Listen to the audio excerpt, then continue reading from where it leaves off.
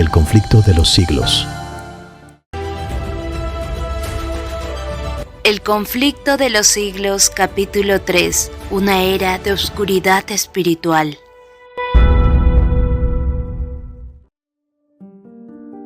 El apóstol Pablo, en su segunda carta a los tesalonicenses, predijo la gran apostasía que había de resultar en el establecimiento del poder papal. Declaró del día de Cristo: ese día no puede venir sin que venga primero la apostasía y sea revelado al hombre de pecado, el hijo de perdición, el cual se opone a Dios y se ensalza sobre todo lo que se llama Dios o que es objeto de culto, de modo que se siente en el templo de Dios, ostentando que Él es Dios. Y seguidamente el apóstol advierte a sus hermanos que el misterio de iniquidad está ya obrando.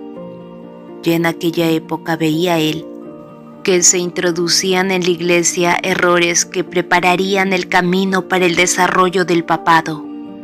Poco a poco, primero solapadamente y a hurtadillas, y después con más desembozo, conforme iba cobrando fuerza y dominio sobre los espíritus de los hombres, el misterio de iniquidad hizo progresar su obra engañosa y blasfema, de un modo casi imperceptible.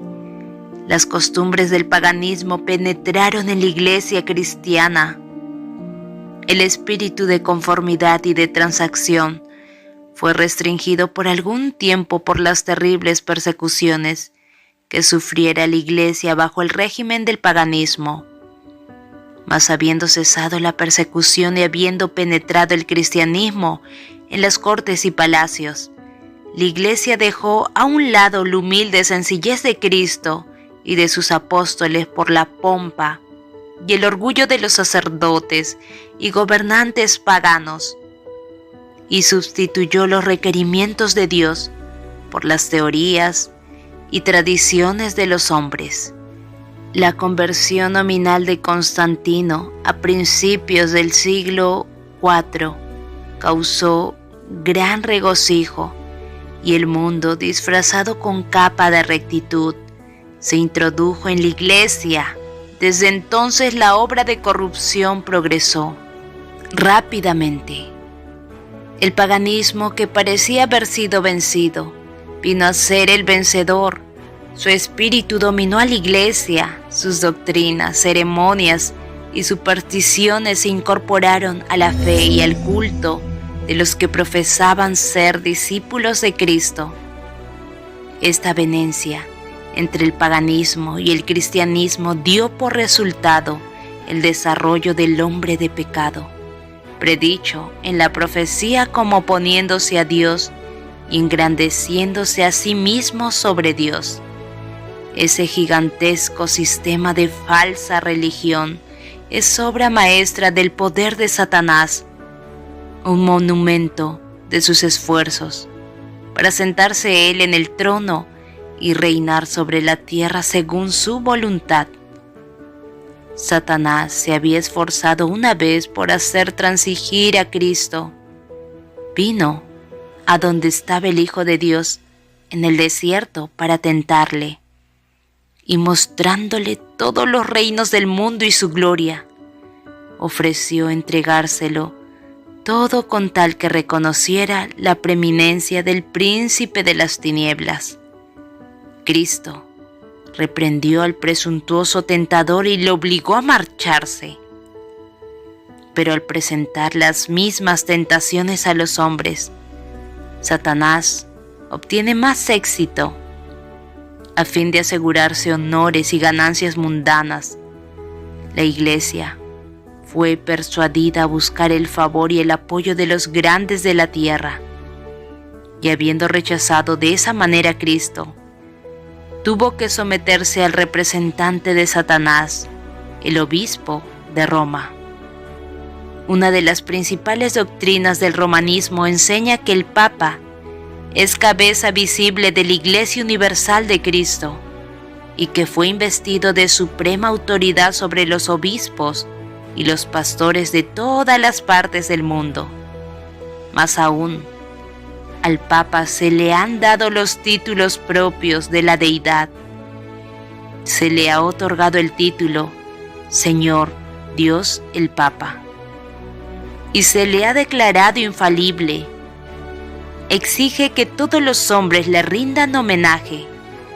La misma pretensión que sostuvo Satanás cuando tentó a Cristo en el desierto, la sostiene aún por medio de la Iglesia de Roma, y muchos son los que están dispuestos a rendirle homenaje. Pero aquellos que temen y reverencian a Dios resisten esa pretensión, que es un desafío al cielo, como resistió Cristo. Las instancias del astuto enemigo. Al Señor tu Dios adorarás y a Él solo servirás. Dios no ha hecho mención alguna en su palabra a que Él haya elegido a un hombre para que sea la cabeza de la Iglesia. La doctrina de la supremacía papal se opone abiertamente a las enseñanzas de las Santas Escrituras. Solo por usurpación puede el Papa ejercer autoridad sobre la Iglesia de Cristo. Los romanistas se han empeñado en acusar a los protestantes de herejía y de haberse separado caprichosamente de la verdadera Iglesia. Pero estos cargos recaen más bien sobre ellos mismos. Ellos son los que arriaron la bandera de Cristo y se apartaron de la fe que ha sido una vez dada a los santos. Bien sabía Satanás que las Sagradas Escrituras capacitarían a los hombres para discernir los engaños de Él y para oponerse a su poder. Por medio de la palabra fue como el mismo Salvador del mundo resistió los ataques del tentador.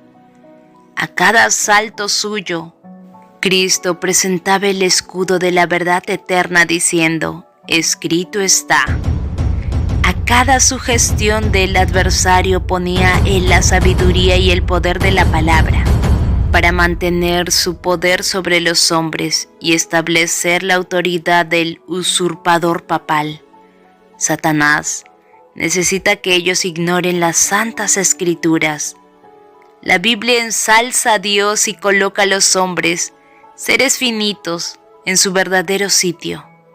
Por consiguiente, hay que esconder y suprimir sus verdades sagradas. Esta lógica fue adoptada por la Iglesia romana. Por cientos de años fue prohibida la circulación de la Biblia.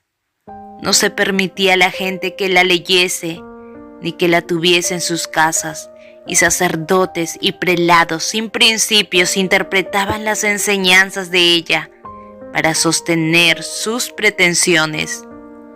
De este modo el Papa vino a ser reconocido casi universalmente como vicegerente de Dios en la tierra, dotado de autoridad sobre la Iglesia y el Estado. Una vez suprimido lo que descubría el error, Satanás hizo lo que quiso. La profecía había declarado que el papado pensaría mudar los tiempos y la ley. No tardó en iniciar esta obra para dar a los convertidos del paganismo algo que equivaliera al culto de los ídolos y para animarles a que aceptaran nominalmente el cristianismo. Se introdujo gradualmente en el culto cristiano la adoración de imágenes y de reliquias. Este sistema de idolatría fue definitivamente sancionado por decreto de un concilio general. Para finalizar su obra sacrilega, Roma se atrevió a borrar de la ley de Dios el segundo mandamiento, que prohíbe la adoración de las imágenes, y a dividir en dos el último mandamiento para conservar el número de estos. El espíritu de concesión al paganismo aumentó aún más el desprecio de la autoridad del cielo, obrando por medio de directores inconversos de la Iglesia. Satanás atentó también contra el cuarto mandamiento y trató de echar a un lado el antiguo sábado, el día que Dios había bendecido y santificado. para colocar en su lugar el día festivo observado por los paganos como el venerable Día del Sol. Al principio, este intento no se hizo abiertamente. En los primeros siglos, el verdadero día de reposo, el sábado, había sido guardado por todos los cristianos, los cuales, siendo celosos de la honra de Dios y creyendo que su ley es inmutable, respetaban escrupulosamente la santidad de sus preceptos. Pero Satanás procedió con gran sutileza por medio de sus agentes para llegar al fin que se propusiera, para llamar la atención de las gentes hacia el domingo. Fue declarado día de fiesta en honor de la resurrección de Cristo. Se celebraban servicios religiosos en ese día. No obstante, se le consideraba como día de recreo y seguía guardándose piadosamente el sábado, con el propósito de preparar el terreno para la realización de sus fines.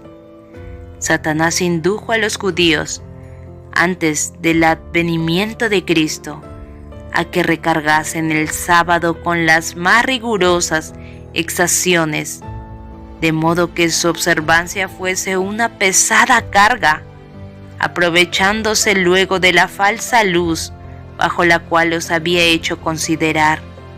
Lo hizo despreciar como institución judaica.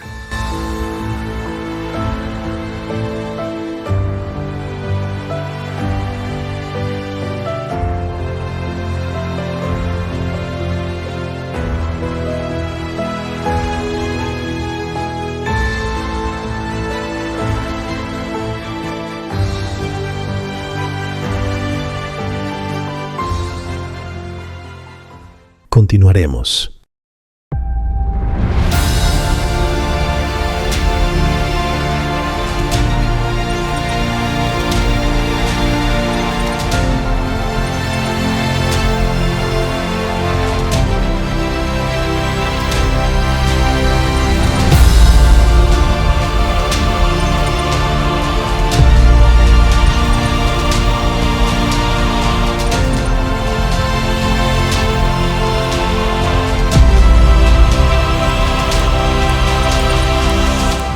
El conflicto de los siglos.